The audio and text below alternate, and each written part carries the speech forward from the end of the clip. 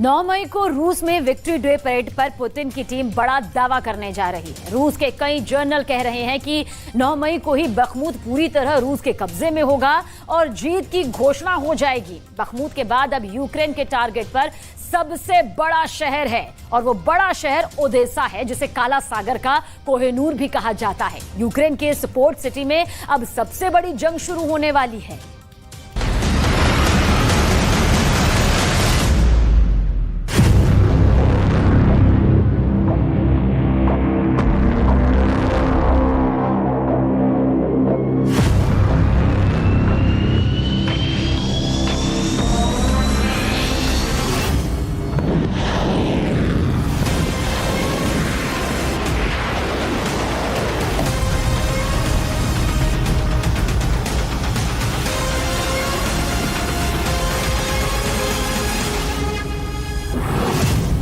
Missile strike,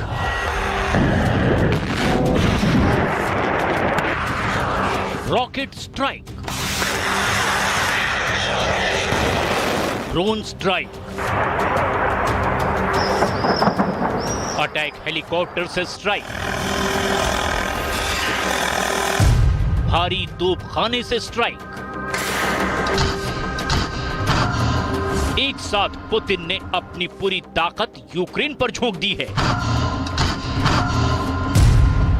Kyiv, Odessa, Zaporizhzhia, Kherson और मिकोलिव पर एक साथ पुतिन ने बहुत बड़ा हमला बोला है और सबसे बड़ी स्ट्राइक हुई है ओदेसा पर।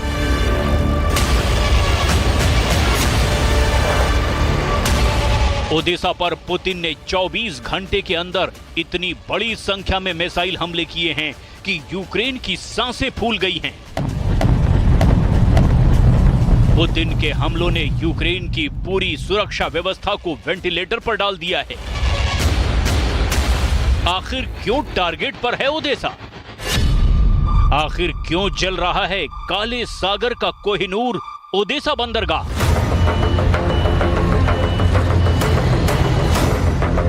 यूक्रेन का ही नहीं, यूरोप का एक बेशकीमती बंदरगाह है ओदेसा, जिस पर रूस की फौज ने सांसें रोककर टारगेट सेट कर दिया है।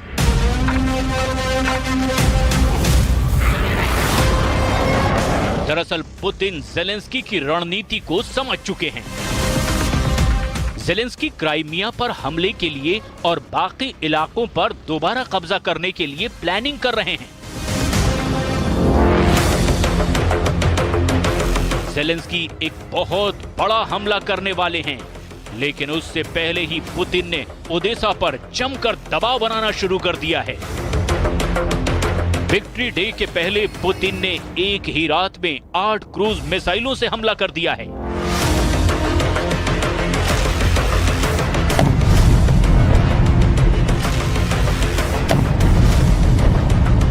ताबड़तोड़ हमलों ने ओदेसा को रात भर जलाया। कई इलाकों में यूक्रेन के फायर फाइटर्स लगातार आग बुझाने की कोशिश में जुटे रहे।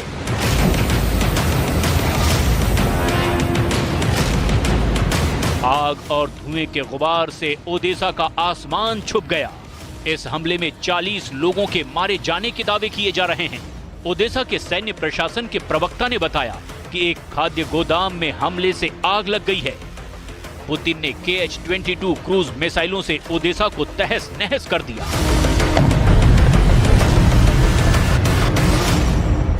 KH-22 मिसाइल की रेंज 600 किलोमीटर है और ये आवाज से 4 गुना तेज रफ्तार से अपने टारगेट को हिट करती है। इस मिसाइल का इस्तेमाल होने का मतलब है कि रूस अपने बड़े बॉम्बर जैसे Tu-22M या Tu-95 का इस्तेमाल भी यूक्रेन पर कर रहा है, क्योंकि ये मिसाइल इन दोनों बॉम्बर से लॉन्च की जाती है।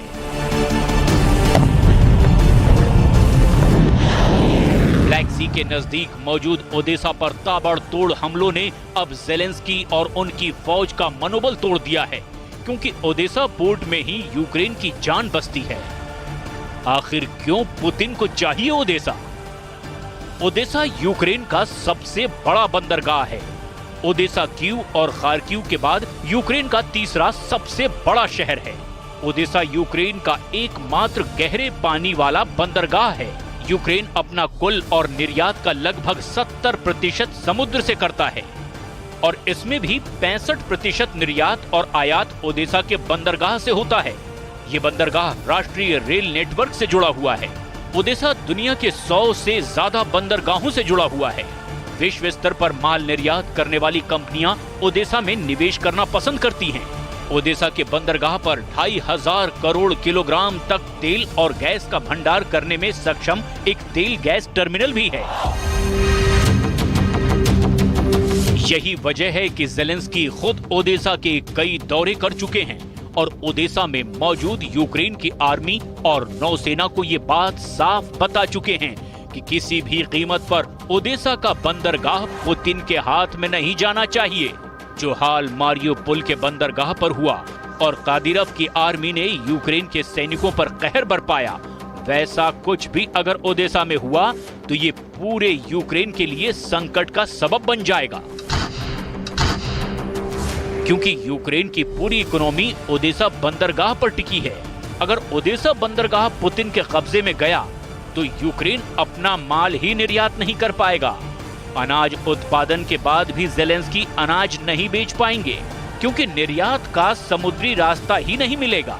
यूक्रेन का दुनिया से पूरी तरह संपर्क टूट जाएगा, क्योंकि ओदेसा में रूस की नौसेना यूक्रेन को ब्लॉक कर देगी।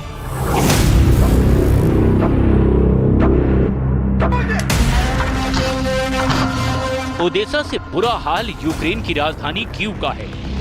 यूक्रेन दावे करता है कि उसने पुतिन के करीब 2 लाख सैनिकों को मार दिया है, लेकिन सच्चाई ये है कि ब्लड डोनेशन कैंप कीव के अंदर लग रहे हैं। कीव के अंदर आम पब्लिक खून देने के लिए सामने आ रही है, क्योंकि यूक्रेन के घायल सैनिकों की जान बचाने के लिए खून की काफी ज्यादा आवश्यकता है। It's really hard to calculate because before the full-scale war we didn't have such events and massive rocket strikes. We didn't have this number of injured people, this number of injured soldiers. We didn't have war, so it's just hard to imagine how many blood you need for the moment. And actually, the statistics is hard to investigate for the moment.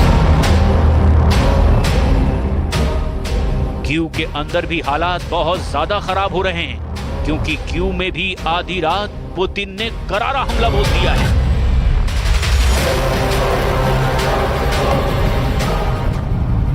Ukraine की तरफ से कहा गया है कि Kyiv और पूरे Ukraine पर 60 ड्रोन हमले हुए थे।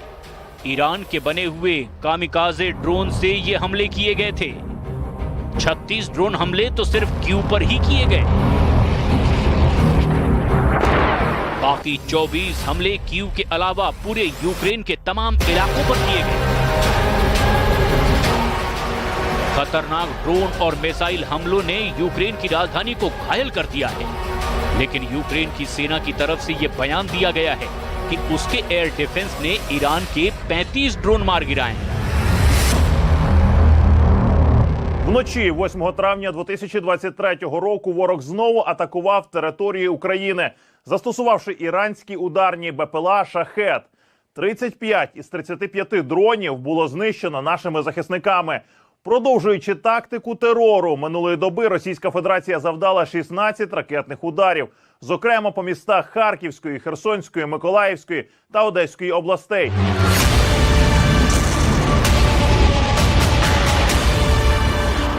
विक्ट्री डे के मौके पर रूस के खार्किव, खेरसॉन, मिकोलीव और ओदेसा पर 16 मिसाइल हमले किए गए हैं और KH-22 के अलावा यूक्रेन पर कैलिब्र और ओनिक्स मिसाइलों से भी हमले किए गए हैं।